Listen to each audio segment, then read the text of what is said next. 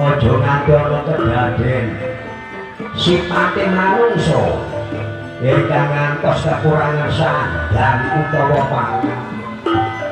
Senajan to ingon-ingono konan raja kaya bebek, ayam, lembu, maeso, wancin jam setengah 6 sore. Konan raja kaya dia mlebu dadi ing kandang. Dadi nal sewang-sewang.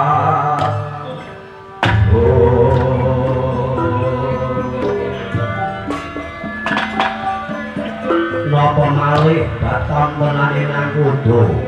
trio Bundaki Sangyang Regi Wamatri jan kakula bakula bete bakula roning pisang mari basane dodolo godhong sasuwek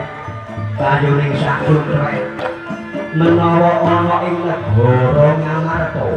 ya sampe sandang lawan pangane jaga panggone ngingoni sikep lawan rabine senajan to bebakulan saka ing liya praja menawa dianggo kata kauntungan boten kersa wangsa dadi ing negara sami beboyong sanak kadang perili sami to karo sedaya sami tindak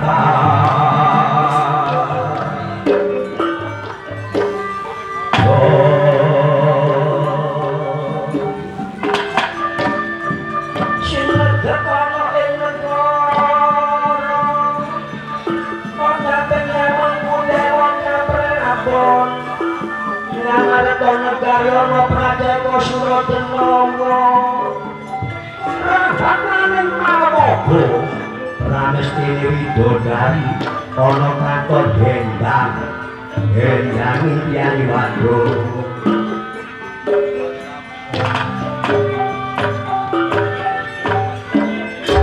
ana para penandita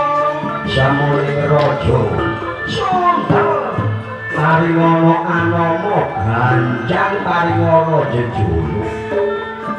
sinarta ing anaos murbeng alam ing negari Ngamarta wanang kajolakaken dening Sang Prabu Dasapati asma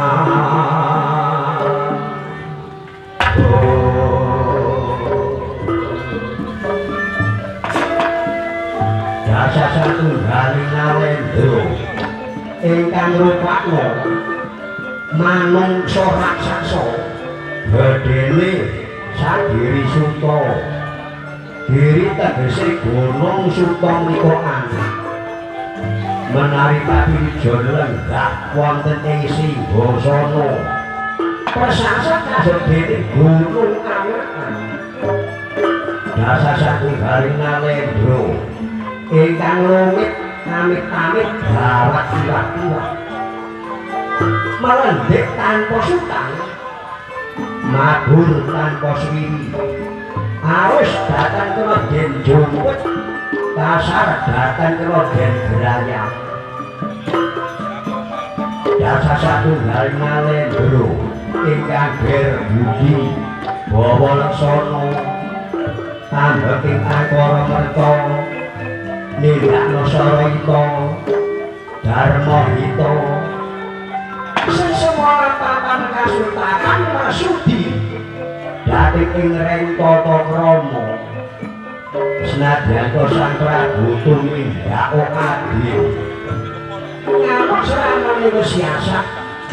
tangatos ambau kapine warga Sentana menawi gadah kelepatan tanpa wegah-wegah anggoning Anibana tur nindak bono dendo sama beda luhur Sang Prabu boten ngantos munggul-mungguli andhap boten atos kasoran dene dharma-dharmane Sang Prabu asring maringi buka kawula ingkang kapiljon kawula maringi teken kawula ingkang kalunyon ngobori kawula ingkang kepetengan badhe bingah kawula ingkang sisa musadani kawula ingkang sakit mulyakno kawula ingkang kerja nanging kerja dereng wancining kapundhut dening Janta Sesa Tunggal pramila sekathahing para mantri bupati para nayakane praja sami ajrih asih marang panjenengane Sang Prabu boten ngemonaken wonten ing negari kemawon senadyan negara sabrang Somaya Sungawita wonten ngarsa ngarsani Srinata ngaturaken raja peni guru bakal budhati boten kinarya kangge gebak Gondowala perang nanging nyuntaya keagungan utawi kawutaman wonten beblasan ingkang tebih sami mantya ingkang celak sami mangyungya sami asok abon glondong menarengake ya tatali ya renceki ya godhongi mandar yen perlu ya bawoki suprandene ngebeting cariyos sedalu mangke sakal kalih Badra Wirawan sakal tegese petang gawe ati Badra Mendung Wirawan sasi kadodene sasi ingkang kalih Mendung katingal ira biar padang biar peteng ya sira Sang Prabu ngedengi dinten Respati Sang Prabu ngrasuk busana kaprabon sadya minggah dhateng ing Singgasana Singgasana katingape wis dene Kencana dan tetes inten bliak dengan sakling-klingsi gede dasar nemekan bangun Prawendana sinauran sari-sari kinandha gebak kayu baru kayu Cendana sari umpama ana ratus wati kula ratus ngantos manten saksodo lanang gedhe sodul dadi ing sesigirane Kaladewa dasar kontenan kinayatan para budaya tari-tari srimpi sinten Cangkara Iya para ceki ban tanggung penanggung ban Joko Kaloro Praman Suti sang nanti upacara sang bila panidon kencana Tayung Agung Tonggol Nobo Tayung Aruna banyak dalang Hargawareka banyak dalang Kertosjati gruduk lenggah pating treplek wonten kanan kiri Sang Prabu ngantos kirang kamanungsane Sang Prabu dosa mati nalikane Siwa Koyayak sanjang Bathara Kala ingkang kapijon nglebur jagat lah dene ingkang wonten ngarsa dalem menika pating praja wonten ing negari Ngamarta pinaryan asma Katyala Patih dangu sinuhing pati asmanipun dadi ingkang kumawantun lenggah sejajar lan Sang Prabu Dasapati pandhita sakit ing Dempok pertama awu langit pandhita ingkang lungit amit-amit gawat tiba-tiba mendik tanpa suka mabul tanpa suwi awus dateng kula jumput asar datang kula jendranya sinten to ingkang ngambar beni asma Sang Maharesi Begawan Permana Dewa Asmana inggih Sang Maharesi Begawan Durasasra. Lah dene wonten panggering Sang Maharesi Begawan Durasasra menika tumenggung Kebusraya asmanipun. Lah dene wonten panggering tumenggung Kebusraya sakure gil kanan sakure gil keri sebane para mantri bupati ingkang samya sebok bung penuh ana ing Pasewakan Agung ing negari Bathara Kawarsa sesewetan notok dhateng Kandang Ajang kidul notok dhateng ing Kandang Gajah kirang pendetan kableberan janur kuning kasendene ketinawas ngalambe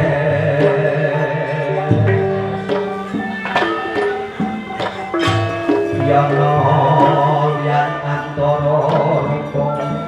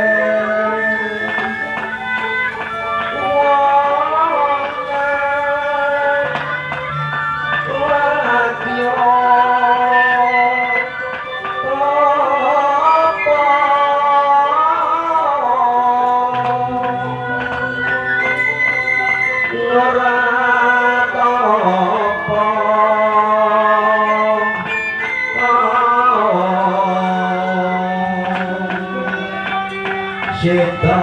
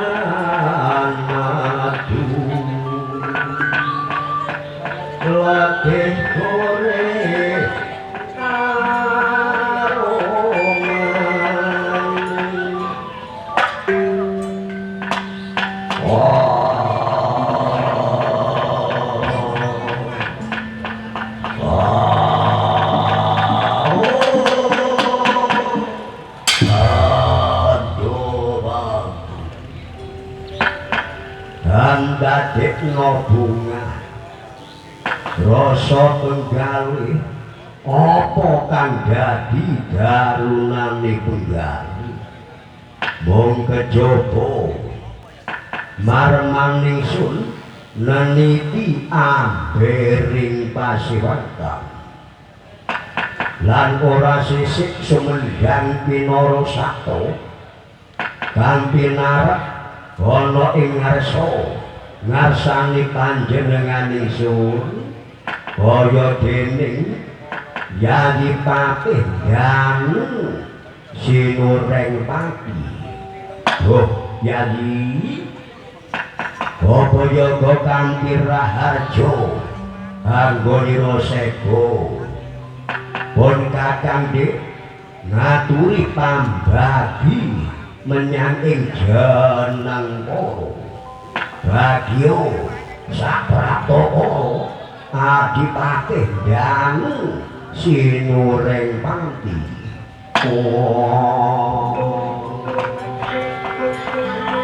Kumrawan asta nirana kocok tampok ing ucap indrana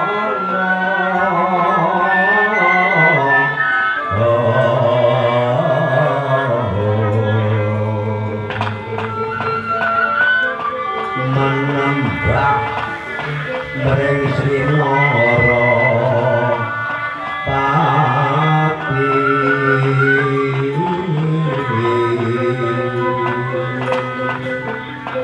monggen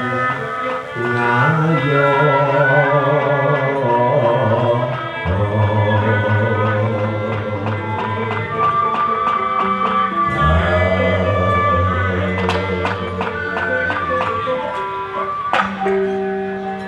Duh Gusti rayi panjenengan dalem saderengipun matur ingkang sinuwun rayi panjenengan dalem dan Sinureng Pati ngaturaken sungkem pangabekti mugi konduk katur wonten handhakipun pepodo kawula yo adi iya kejaba sangka iku pangestunipun Kakang Adi enggal tanpa lomo gumrawal nggendam nanti cadhong tangan kula kawi kamulingga wedaya kapepak wonten puncakipun Retna kula mijil saking ing Ratna Kumala Kumala remo-remo sayuta logotipun kolang kawi getih ana andhati mono sumerambal batu dasar Ponorogo andadosaken jimatipun rayi panjenengan dalem gesang wonten ayuh ngerca padha Gusti dalem yo adi yo kejaba sangka iku para ndak aturi areh sawatara pun Kakang sedya ngaturi pambagi menyang Sang Resi Begawan Durasasa duh Gusti ngestaken dawuh dalem ingkang siwu sampun dadosaken rekuh berkewuh menapa-napa Gusti duh Kanjeng Rama Resi Begawan Durasasa menapa inggih kanthi widodha Rama panjenengan tebih saking ing dempok pertapan awu-awu langit ngantos prato wonten Bali Agung negari Ngamarta Rama ingkang putra ngaturaken sembah pangabekti mugi konjuk katur wonten handhapipun Pepada Rama Dewa Jagat Sang Hyang Binatara Dewa Yogatara nuwun inggih anak angger nuwun inggih pun bapa tebih saking dempok pertapan awu-awu langit ngantos prato wonten Bali Agung wonten negari Ngamarta kanthi Basuki boten wonten aral sejuga menapa dene kontenanipun anak angger Prabu Dasakadi yer menapa panjenengan dalem renggani wonten Singgasana Kraton Ngamarta menapa inggih kanthi widodha anak angger Prabu nuwun inggih Kanjeng Rama gangsal pangestunipun Kanjeng Rama ingkang putra kanthi wilujeng boten wonten aral sejuga menapa-napa oh syukur syukur pun bapa ngantos bingah kaiba-iba bingah itu bapa awit menapa Ramaosipun pun bapa bakuning gesang boten wonten malih namun kejawi kawilujengan kadangipun Bapa ingkang putra ngaturaken sumpeng pangabekti mugi konjuk katur wonten handhapipun Pepada Rama putrane ngantos lega-legawanipun gawe dene pangestunipun bapa enggal tantangan sewu kapundi Kanjeng Rama duh Kanjeng Rama panjenengan dalem kula aturi areh sakostawis ingkang putra sedya nerusaken wawang rembak kaliyan pepatipun praja wonten negari Ngamarta anak angger Prabu inggih inggih sampun dadosaken prikut-prikut napa-napa panjenengan dalem wawang rembak kadang putra kula Rekana Patih dami Sinurepati niku oh Yayi Patih dami Sinurepati dene iki dina pun Kakang kaya-kaya ngungun rasa-rasane tunggal Neniti ambering saking para mantri bupati kang padha sebo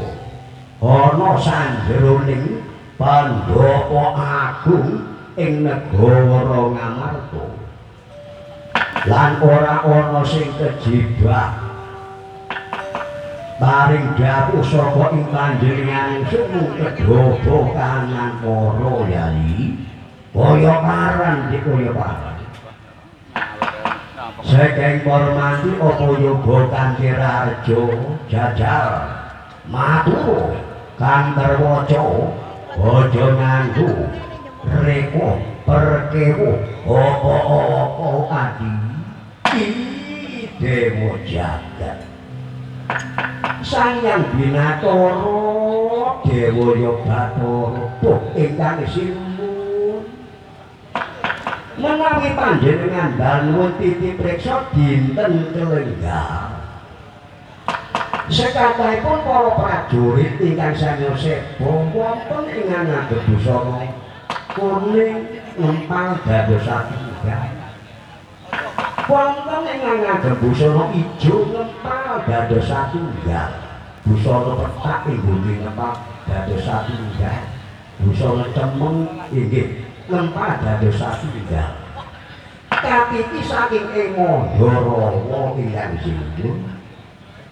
busanganipun saking para prajurit pating klepior pating klepior pindha puspita ingkang andherak wonten ing madya madyanipun Tamanungka menapa menika boten anambe asrepipun penggalih ingkang sinuwun lenggah wonten Singgasana Kraton Batara Kawarsa nanging Gusti lajeng kok wonten kasa pangsulipun ingkang dumawah wonten panjenengan dalem ingkang sinuwun panjenengan dalem menawi kapinjeneng kadodening Sera menawi kapinjening kadodening Tirta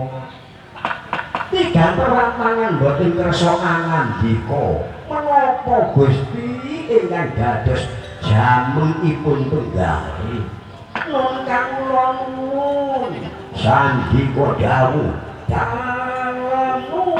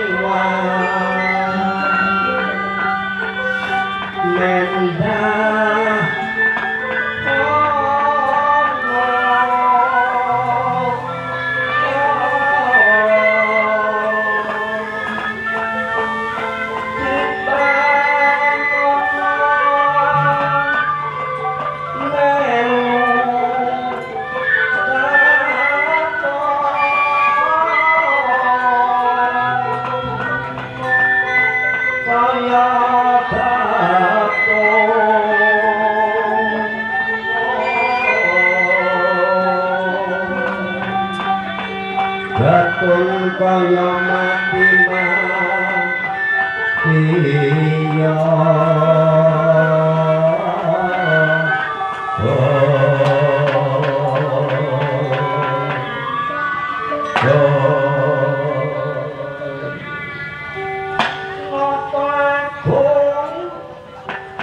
wonten negari Ngamarta jejuluk Sang Prabu Dasarata sinampu warangka dalem ing negari Ngamarta Rakyana Patih Danu Sinurengpati jumlahe tanggalih 3 Lata ketaru ing Tirta liring rata gegodhongan ketaru ketendang Tirta Banu kadodene kayu aku ingkang ketampuh ombak ing mari ana teka sinumah kambang jroning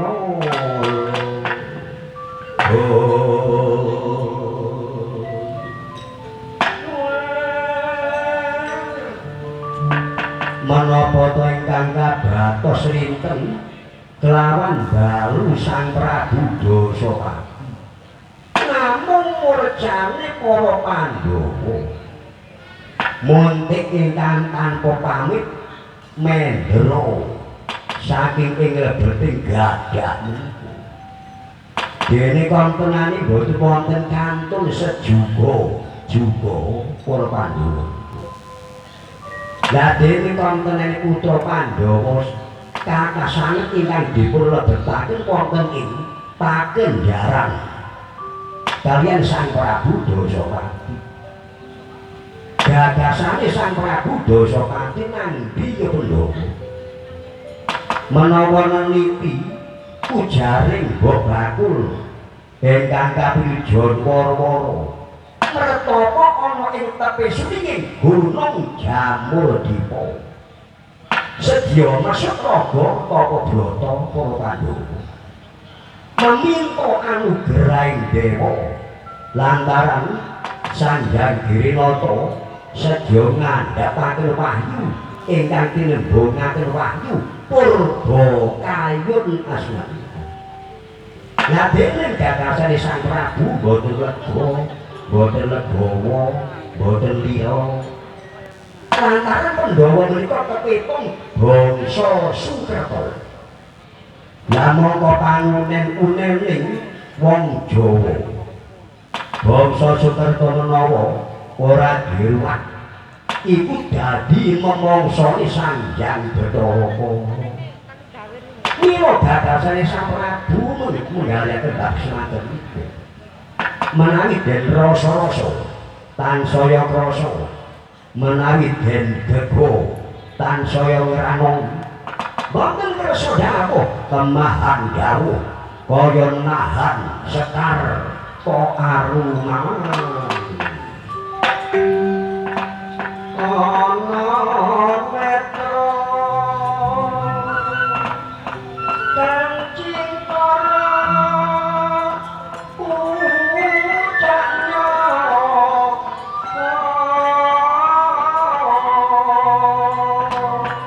karena karni tambah iro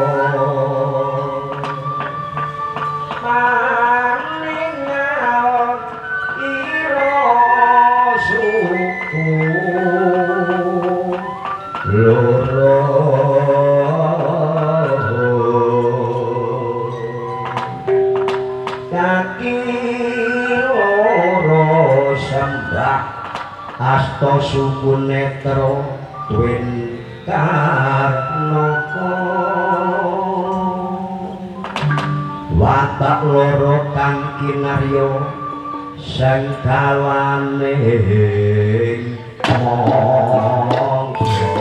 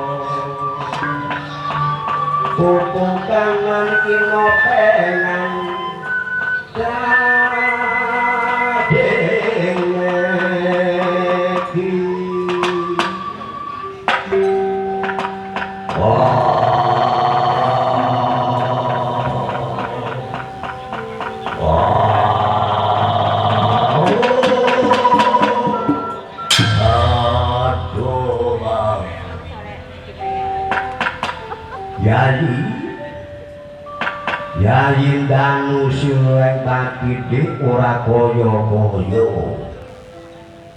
pun kadang menggalihno murjane para Pandhawa ora legawa menawa Pandhawa isih urip ana ing alam dunya merga adi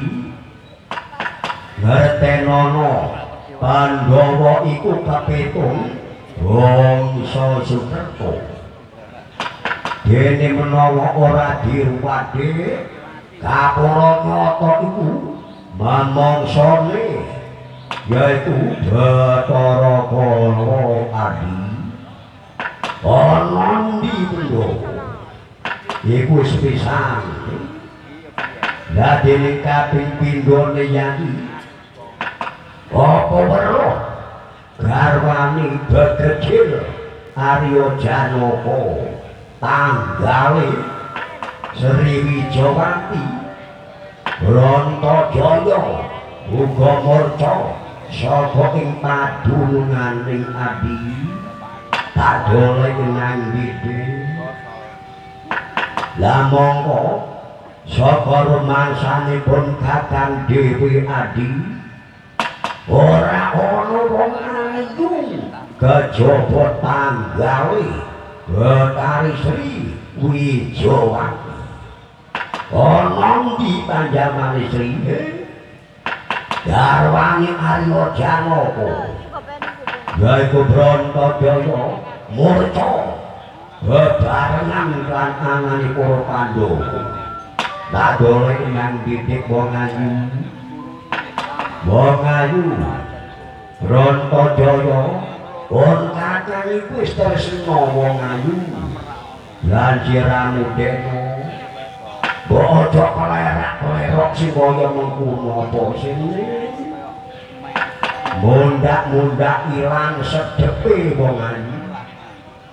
mbok aja petotak-petotak kaya mengkono apa deno mundak-mundak ilang mangise wong ayu jaluk apa sing waton nyoto siramu kersun tak kala krama mengkono bloko jaluk apa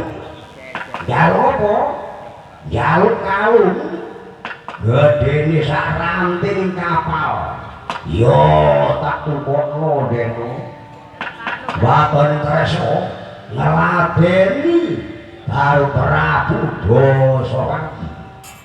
yen bojomu ora trima tak uwek-uweki Arya Janaka ora ngono sing mantuk-mantuk mbok-mbok ana wong menik-menik kaya mengkene ana wong ayu kok kaya ngene jagat iku gak ana kok sing kaya siramu njaluk njaluk dikudang yo ojo kuwatir waton siramu kersa tak kala-krama tak udang ben pira sedina yo kok Prabu matune ender kene panjenengan niku dipun dedepi tanpa wadyabala ingkang tanpa wilangan kados ngaten ingkang sinuwun mbok yareh menawa boten nambahi tuladha tuladhane sekaing para prajurit yang samya sebo jaluk digundang yo aja kuwatir wong ayu pun kakang iki gudangi wong udang deno yen pancen nyata jarang menjadi udang maju ora ngono sing maju yen wis maju tak pondong cewek banjur ning ndak udang ning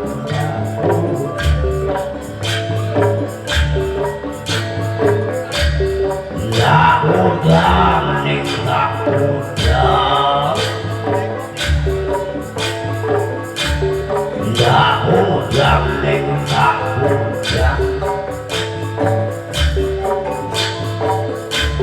ndak udang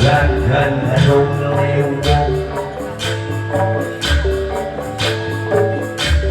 jaga langgar potong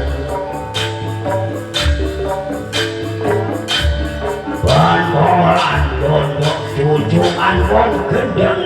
gak kapek jowo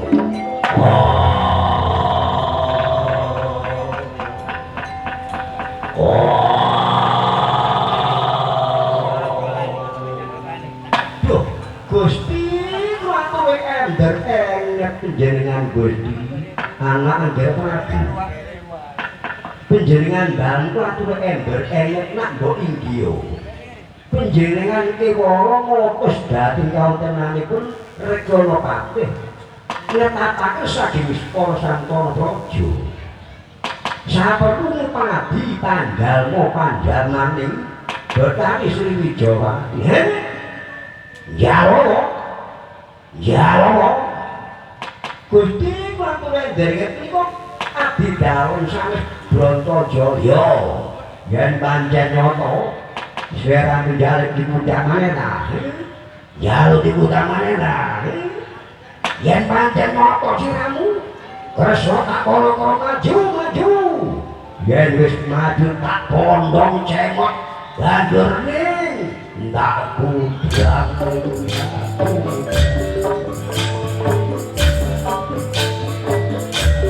ndak kudang ning ndak kudang ndak kudang iyang dan basah mampu tapi ndak koyo seger duduhe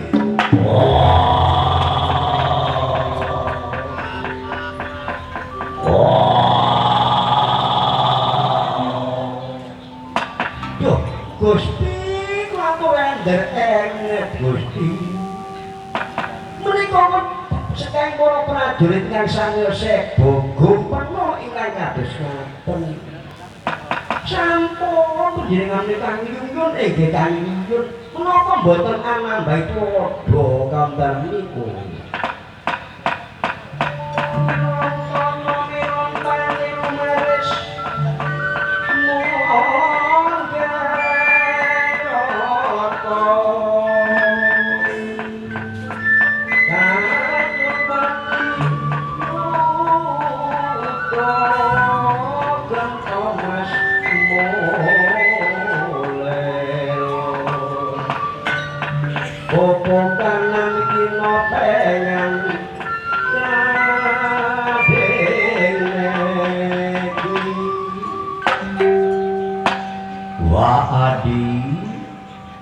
sing gedhe Pangapura para yodhya dereng rampung anggone imbal wacana Sang Prabu Dasapati wawan sabda lan Rakyana Patih dangu sinuring pati sampun kesaru gegering Tantomojo Kanca batur ana janda kanca ana tamu kanca delengen iki kaya dening satriya kang utama mbok menawa kanca iki delengen gedene ora gedhe cilik kaya dene kidang kang kepero dadal sekano ana ing Gusti Prabu Dasapati mumpung esih ana pinanggih tamu wijil saking ing kabur kanginan tegese mboten dadak papan panggonan bebek ayam ingkang muli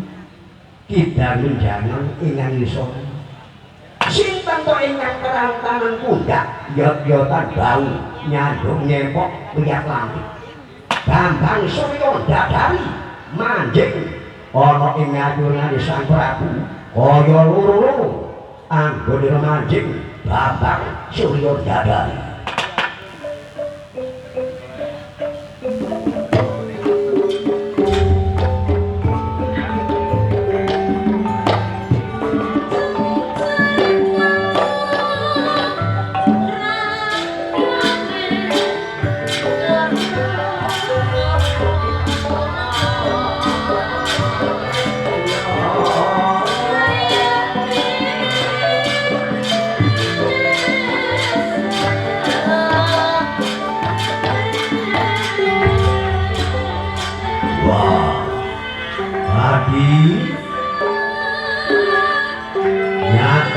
ana ing jaba de kaya-kaya ana Caraka kang semedya mlebu ana ing sanjeroning Pandhapa agung ing negara Ngamarta sandika dawuh ingkang siji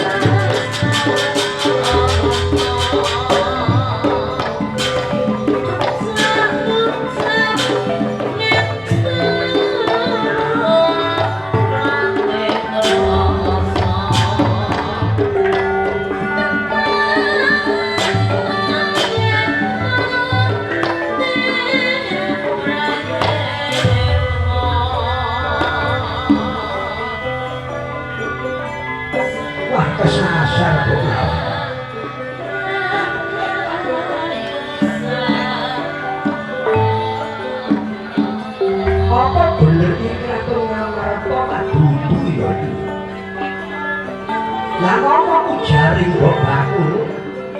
kangkang ijon loro-loro jare Ratu Ngamarta satriya ora andhat ben watak sabar neriman pengandung lagi berkongkong sampe gede aku mau takon Kanjeng Ratu yo takon apa bener iki Kraton Ngamarta ora sesek semendang Winarsata ya iki Kraton Batara Kawarsa iki bocah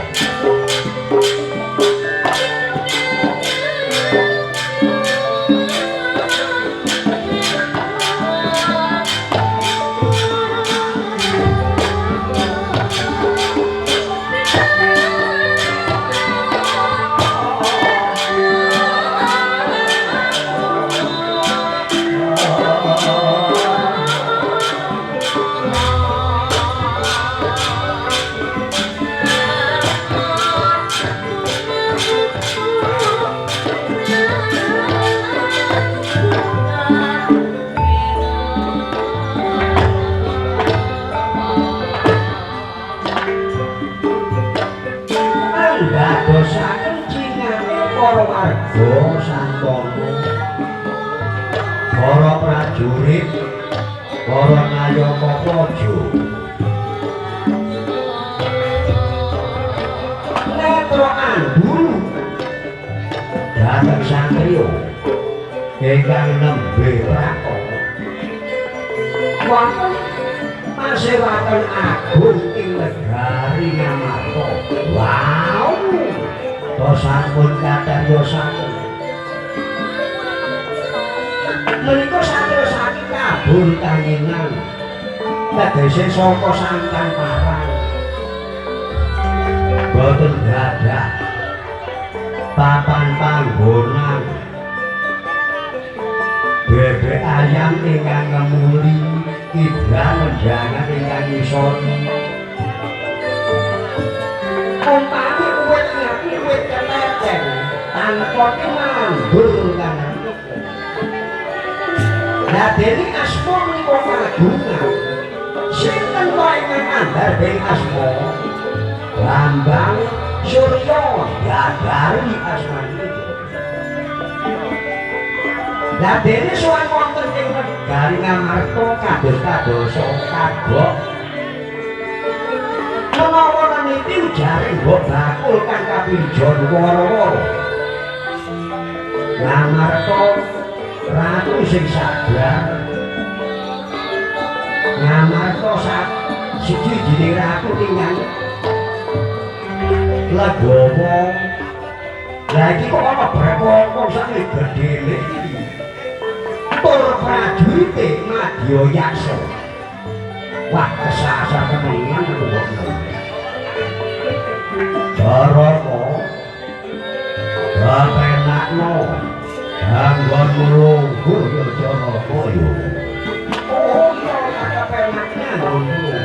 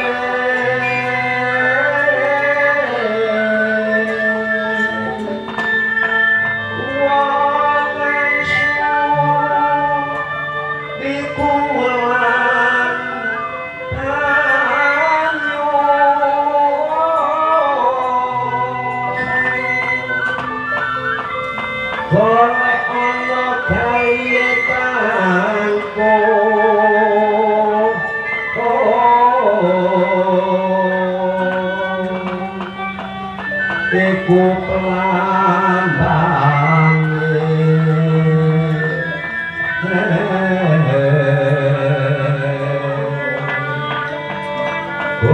Gusti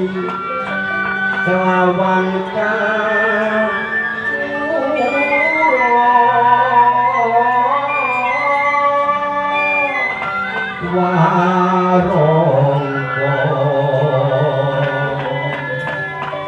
manjing curiga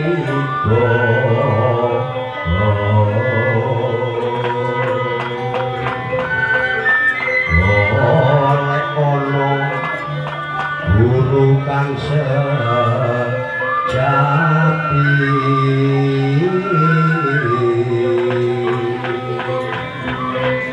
manggon ana ing sandroning utapa naraka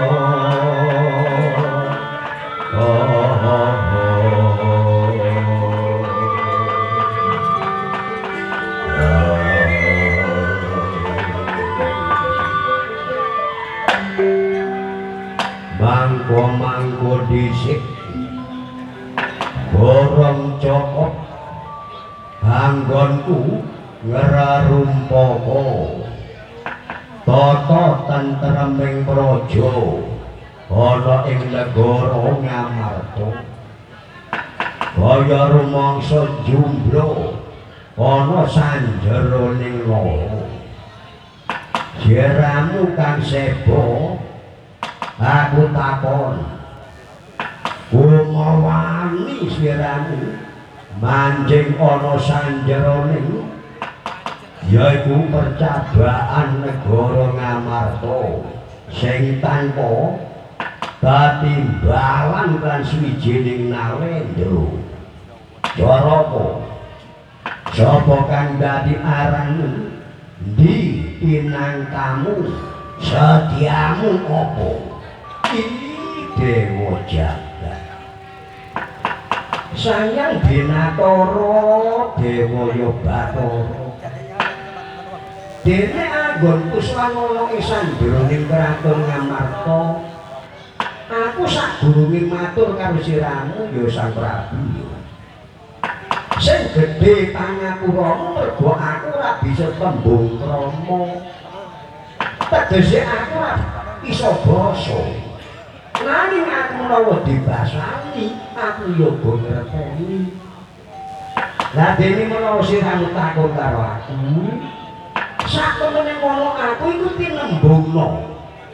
manungsa kabur kanginan bebek ayam sing ngemuli aku kidang menjangan sing nyusoni aku ora duwe wong tuwa lanang ora duwe kanjeng ibu aku ya ora ndarbeki lah dene menawa aku jeneng aku duwe sapa jenengmu ya aku Bambang Surya Dadari kang dadi asmaku wah Bambang Surya Dadari iya lah dene menawa aku tanduk paring dawuh kan siramu menawa aku jenengku ngono saiki tak bangsi tak balekno maneh aku takon apa iki bener kraton Ngamarta lah dene sing manggon ana ing kraton Ngamarta sinuwun Puntadewa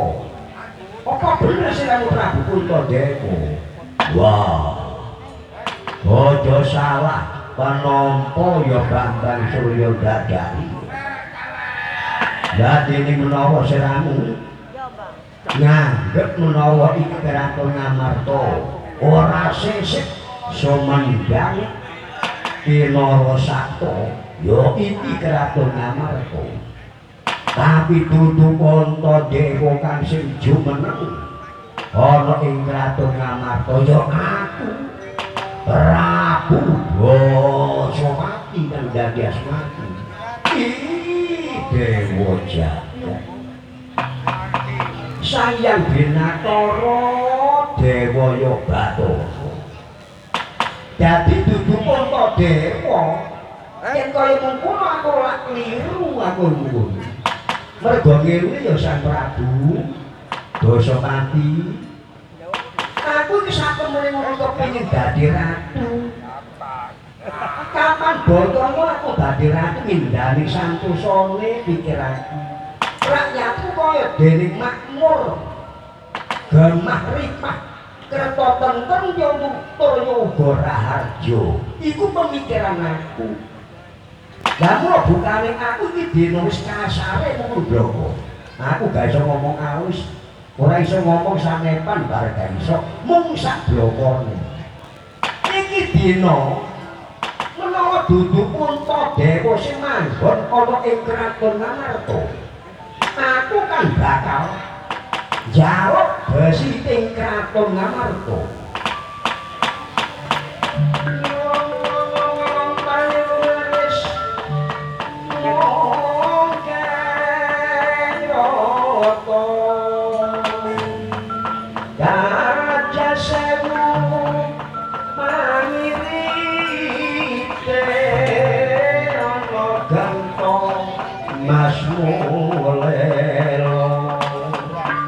Bopo kangen ilo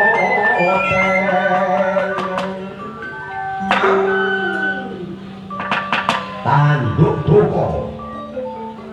Sang Prabu Basa midhangetaken pangandikaning Bambang Surya Dadar kula langkung njaluk besi kraton. Sanalika kantenan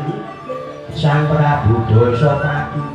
ngedhepi kaliyan para prajurit Nayaka Praja. Lah dene saking para prajurit kados-kadosa angsal sasmita ngadeg nyek saking perda. Ngadege para prajurit semedya ngrangket Bambang Surya Dadar kabeta medal saking ing alun-alun kanthi sanalika ceng-ceng klamone nyebetaken bodhone Bambang Surya Dadar tanpa den timbang panjang malih sanalika Bambang Surya Dadar sampun anyurti watak langkuning para wadya saking ing negari Ngamarta. Dene kantonane Bambang Surya Dadar semedya langkah medal dan tobyok dan biong dan para prajurit kabeta medal dateng alun-alun dan ajar kaya ngajar Raja Loyo.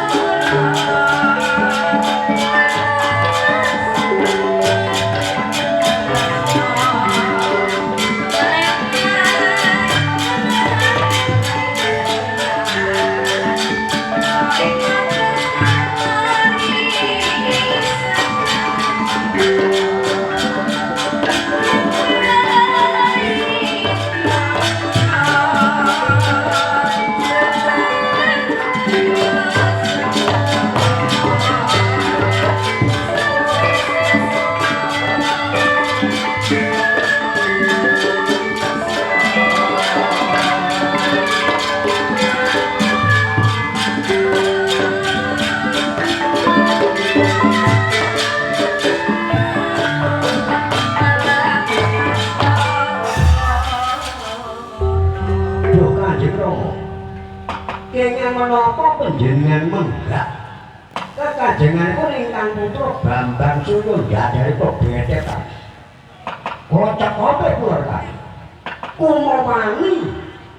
jabel basa ibu kraton. Rama, ger anak ibu bodoh.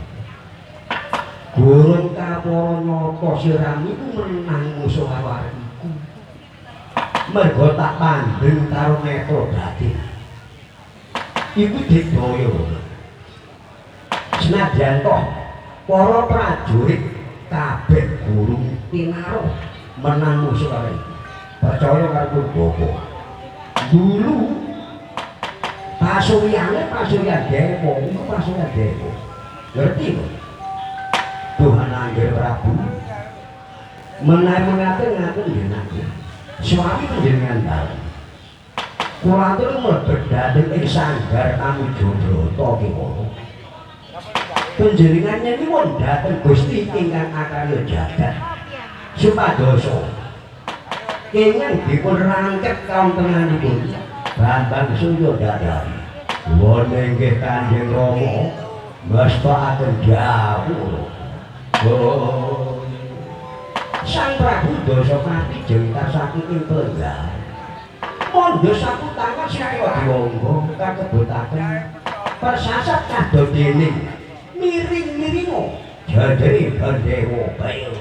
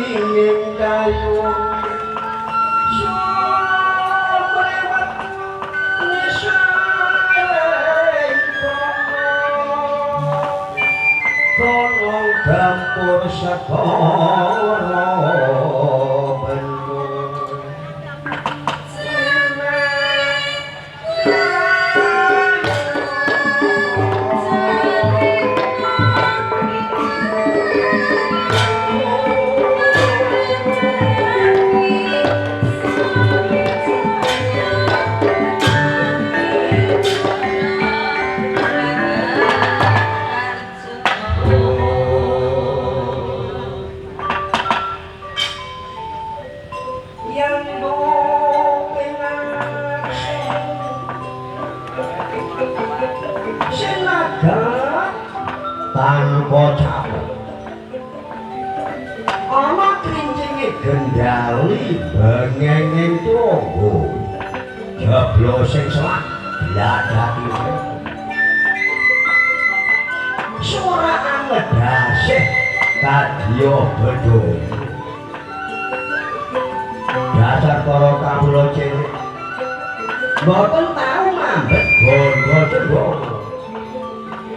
sing arep mambet gondo cendhong repot para kawula ributing kawula dasih kesasat kadya sewa blekipi arang sewa tegese laku blekipi arang semut kabeh dene semut ingkang sami muntak ana isa langsung bolong-bolong manglo bolong-bolong mangetan ana bendara upaya kawula ana kawula upaya bandara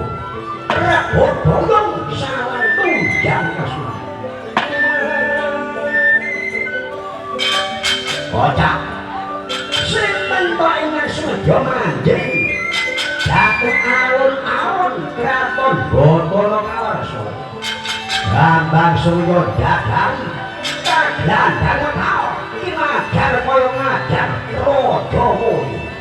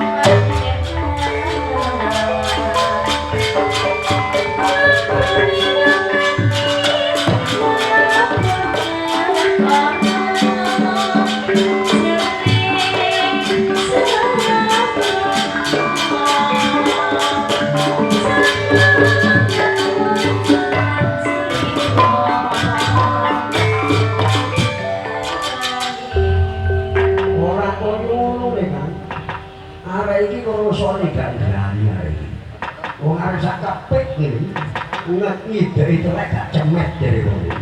orang ajar wah konco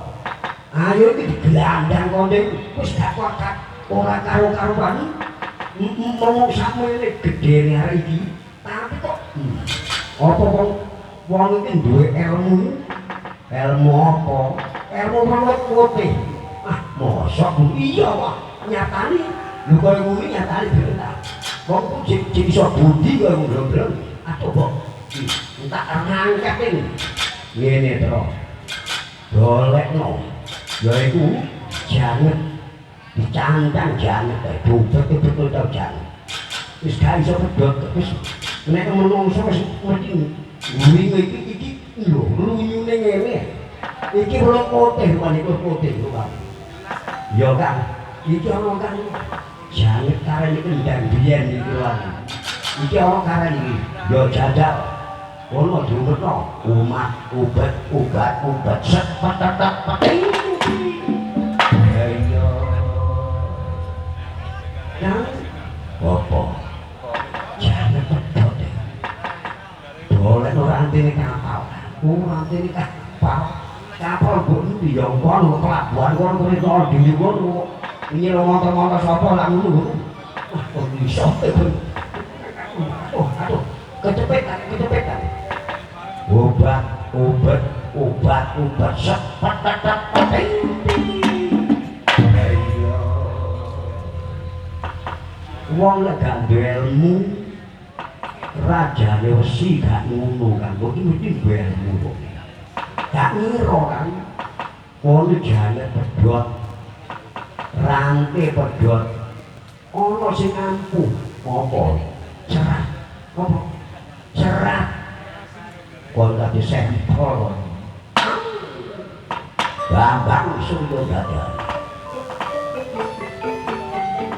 Wow. Tos sampun kadang yo saking. Satunggal jalma ingkang longit amit-amit gawah ya. Sinaran ben biyong. Para wadya bala bawani Sang Prabu Bosokati. Sang Arga piyambak ngrapa aji Bandung Bandawasa ingkang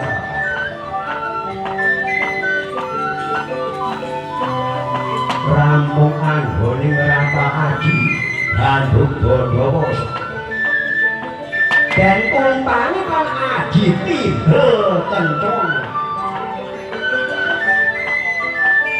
Daya dayane aji timbel kencong. Menawi Bambang Surya njajari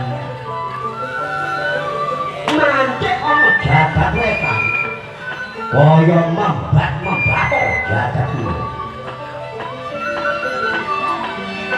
Sinare rampung anggone ngrapa aji dan tumpang malih aji gelap sewu rampung anggone ngrapa aji gelap sewu para madya den kirikaken kaya dene ngirikno manding dhateng kalongan pati sobryan kali sobret kaya dene mawon beras ingkang kagebal.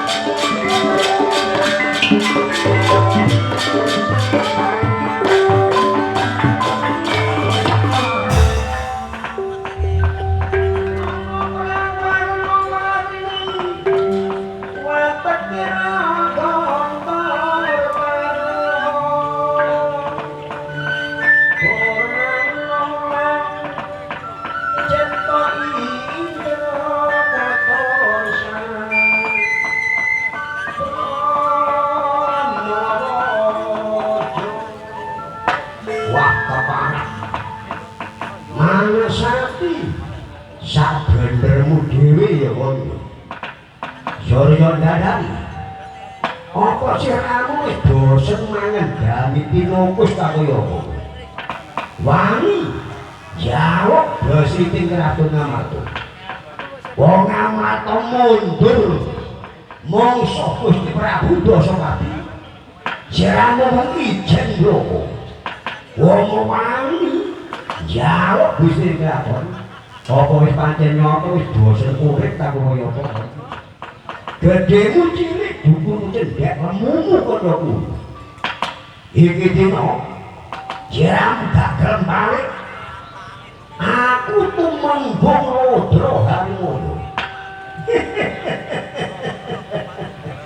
tumembung bloko kok kon pamer nang duwe kon duwe aku karo ratumu lho gak wegah nadan ratu itu butuh aja maneh karo ratumu pendhetamu sing gentong umos sing aku gak mundur sejak aku umpama kon roh karo aku umpama lho mesti kon dalani lah dene kula bukane aku pati njaluk bersih ting kraton aku duwe tata yaiku tatanan kang sing becik tumrapku menawa aku dadi ratu ana Kraton Ngamarta iso ngungkuli simun-mun dhewe saiki aku takut wong berkasa iku dapur aku wani manggon ana Kraton Ngamarta